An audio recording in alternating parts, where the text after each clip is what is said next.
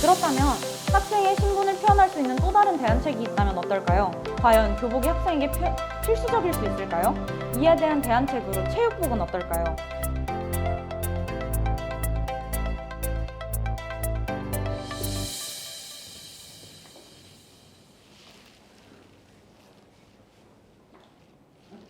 네, 안녕하세요. 저는 오늘 보아에서 강연하게 된 하남고 2학년 이원정이라고 합니다.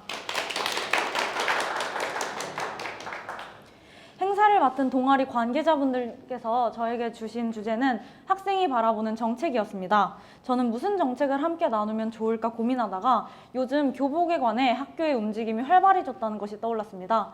그래서 저는 오늘 교복에 관해서 저희가 친숙하게 느끼는 교복에 관해서 한번 이야기해 보도록 하겠습니다.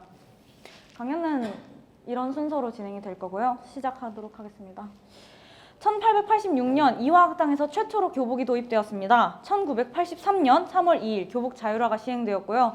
교복 자율화는 두발 자율화와 함께 시행되어 학생의 학생 인권에 크게 기여한 제도 중 하나입니다. 교복 자율화는 교복에서 자유로워질 수 있을 뿐더러 학원 현장의 자율성을 보장해주는 획기적인 정책으로 떠올랐는데요.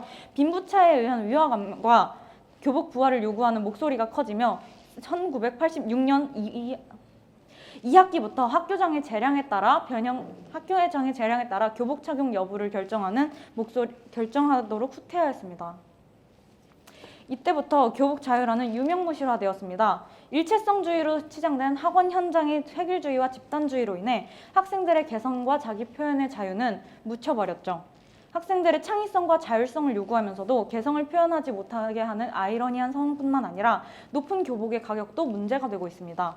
교복의 가격은 적게는 20만 원, 많게는 40만 원에 달하게 되는데요. 제 동생도 올해 서울 고등학교에 합격하게 되었는데 고등학교의 교복 가격이 30만 원에 달하게 되었습니다.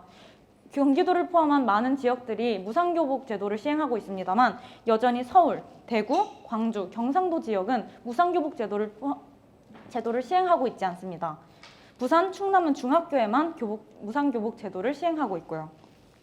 높은 교복의 가격은 학부모들에게 큰 부담이 됩니다. 그러나 교복은 높은 가격에도 불구하고 질이 천차만별입니다.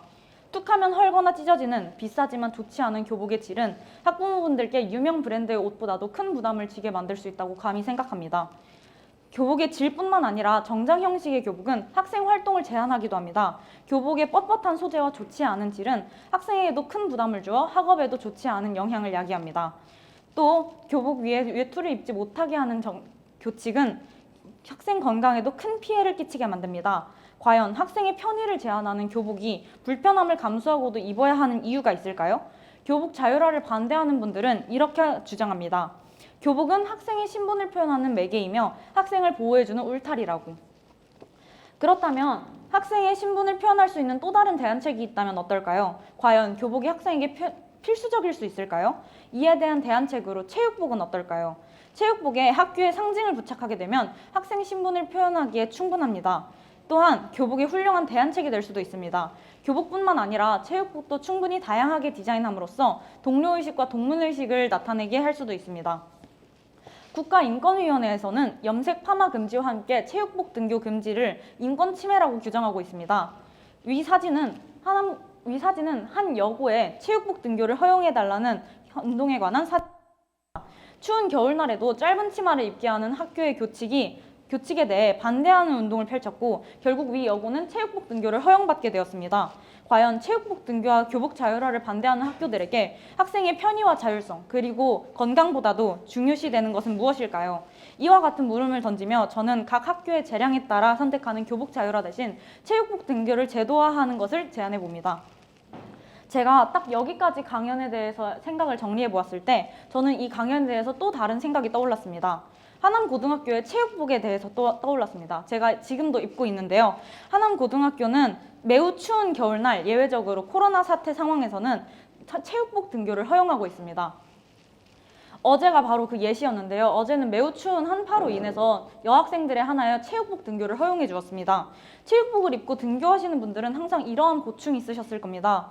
체육복은 편리하긴 하지만 너무 얇아 추운 겨울에는 보온성이 보장되지 않는다는 것을요.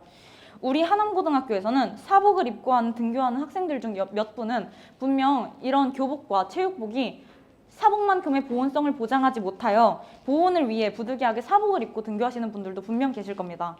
그렇다면 이런 것은 어떨까요? 교복을 생략하고 체육복을 춘추복, 하복, 동복으로 나누어 제작하는 제도를 규정한다면요.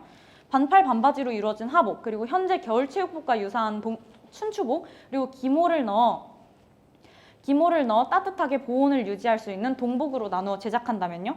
이전 말씀드렸듯 학교의 상징을 체육복에 부착하고 학교만의 특별한 디자인으로 체육복을 만들어 체육복이 교복화, 즉 체육복이 교복의 역할을 대신하게 된다면 학생들의 편의와 건강에 많은 도움이 될 것이라고 생각합니다.